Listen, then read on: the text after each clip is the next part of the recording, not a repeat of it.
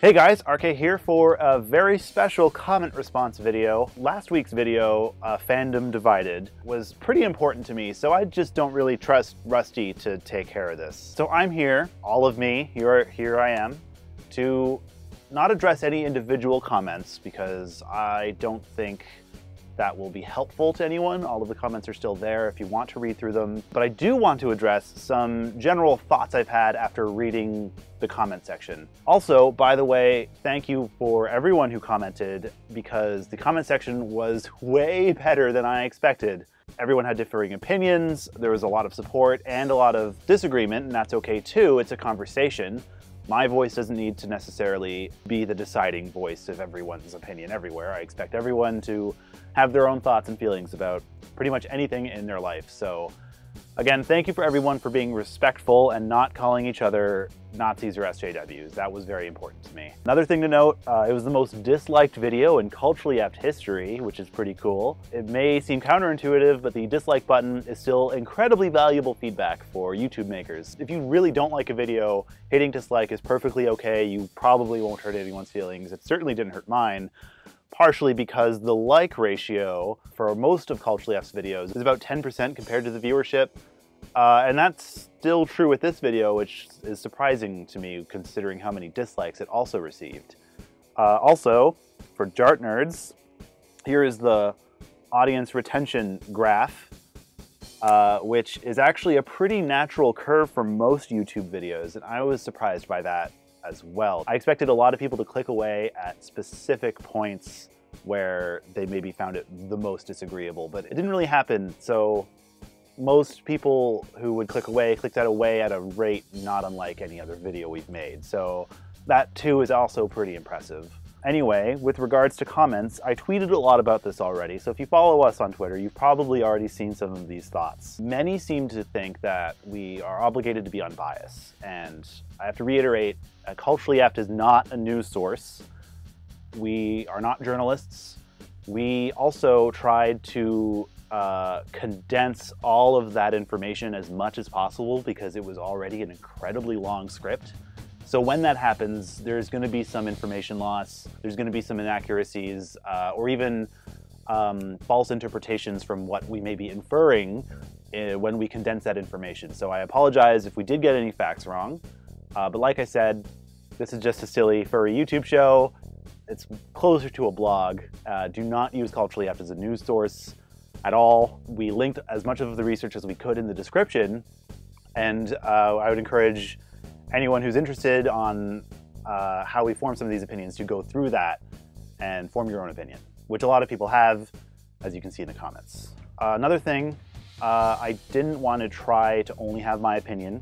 I did reach out to several other writers, of which whom I mentioned in the description, and I tried to also include at least one, you'll probably spot who it is, who has a very different opinion from me, a wildly different opinion on the complete other side of the fence, because I wanted to try and capture a more general fandom sense while still keeping it my video and my voice. Mostly, I felt very anxious and rattled making the video at all. I felt a responsibility to say and do something because I have this channel with a couple thousand subscribers, and because I feel so passionately about this and the fandom is super important to me, I needed to say something. So that was my attempt.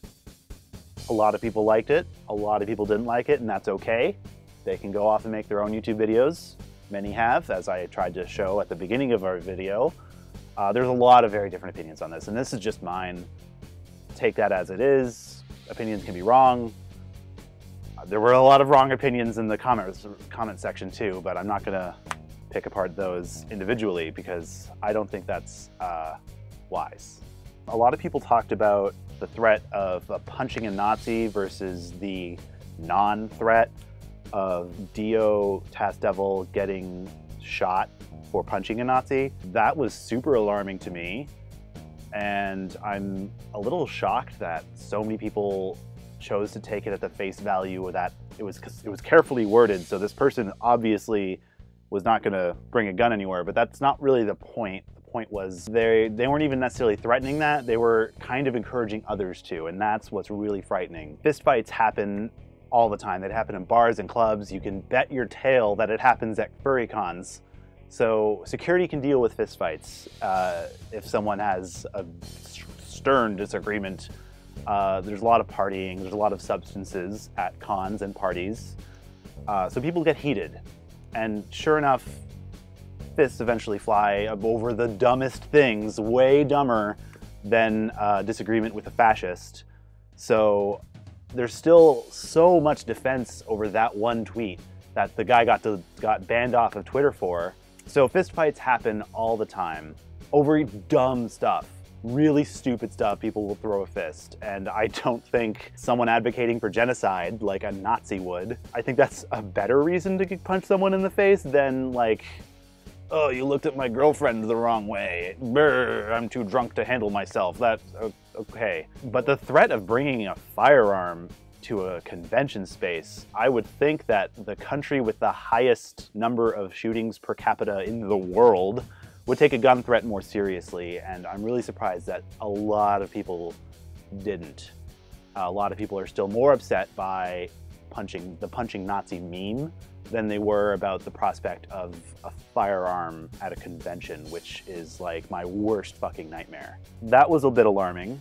Lots of people didn't like the fact that I called Richard Spencer a white supremacist and a neo-Nazi, which is again confusing because there's nothing about him that isn't a white supremacist or a neo-Nazi. Someone used the word a white identarian, which if you dissect that word essentially just means a white supremacist. If they give themselves a good haircut and put on a nice jacket and a suit and a tie, that doesn't make them any less of a neo-Nazi. So I'm still surprised at that. They're Nazis. Like, since when do they need defending, and since when were they invited to the table to have these kind of conversations? Because in all my history books, they were the bad guys, and we restructured our entire society after World War II to not give them a voice anymore. If you're interested, over on dogpatch.press, which I know a lot of people don't like right now, so over on dogpatch.press, I posted the transcript to the episode of Fandom Divided, so people can go in and dissect it further. I'm also going to turn off the comment section for that video, not because anyone broke the rules, not because people were disrespectful, only because I feel nothing will be gained by keeping it open. I think if we keep it open, the comment section is just going to get worse and less coherent. And I kind of like it where it is now. There's some semblance of well thought out arguments on the other side of the fence or on my side of the fence. I think where it is okay. And I do plan on shutting it down. I'm probably gonna give it till the end of this week.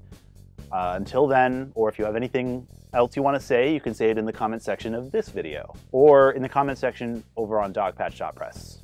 Otherwise, I hope I never have to talk about this again because I hate everything about it. It made me feel like garbage having to even convince myself that this was such a necessary thing to do, to put out there and have my say on this whole thing. So again, thanks for everyone who watched. Thank you for everyone who commented respectfully. And thanks to you for watching this comment response video. Rusty is doing the other regular comment response video, a little more lighthearted, right over there. So make sure to check that out too. I've been your host, Arrkay. Thanks for watching, and make sure to subscribe to Culturally Effed because the rest of the summer will not be nearly as a heavy topic for videos. So see you there.